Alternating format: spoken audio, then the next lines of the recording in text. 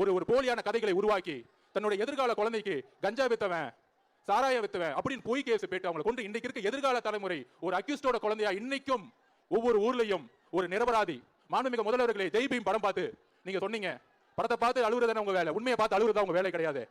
அந்த படமும் உங்க மகன் தான் எடுப்பாரு. அந்த படத்தை பார்த்துட்டு சொன்னீங்க எனக்கு 3 நாளா தூக்கம் வரலன்னு ஜெய் பீம் படம் பார்த்துட்டு.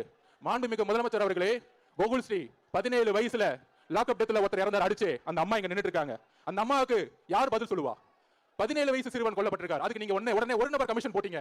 யாரை போட்டிருக்கீங்க? நீதிபதி சந்துரு அவர்களை எந்த ஜெயஸ்ரீ படம், எந்த ஜெய் பீம் படம் பார்த்து நீங்க எந்த சந்துரு அவர்களை பாராட்டினோ அதே கோகுல் ஸ்ரீ கேஸ்ல 17 வயசு ஒரு மைனர் மகன் இறந்த பிறகு ஒரு நபர் கமிஷன் போட்டீங்க. அந்த ஒரு நபர் கமிஷனோட அறிக்கை ஏன் வெளியே வரவில்லை?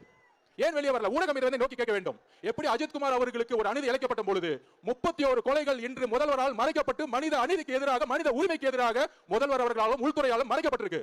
இந்த 31 உண்மைகள் வெளிவர வேண்டும். அந்த 31 தாயோட கண்ணீர்கள் வெளியே வர வேண்டும். எங்களுக்கு உண்மைகள் வர வேண்டும். அரசியல், எலெக்ஷன், தேர்தல் இதெல்லாம் அப்புறம் வச்சுக்குவோம்.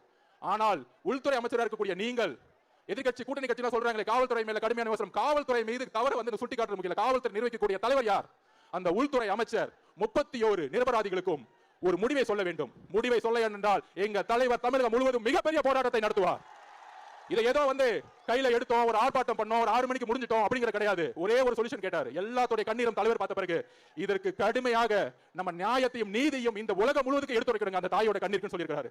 அதுக்கான உடைய ஆர்ப்பாட்டம் தான் இன்று மாண்புமிகு முதலமைச்சர் அவர்களே, ஒவ்வொரு அரசு கொலைகளும் ஒரு நியாயம் இருக்கிறது. நீங்க எப்படி படம் பார்த்து சந்துரு அவர்களை பாராட்டினீங்களோ, நீதிபதி சந்துரு அவர்களுடைய அறிக்கையை இன்று இரவுக்குள் வெளியிட வேண்டும்.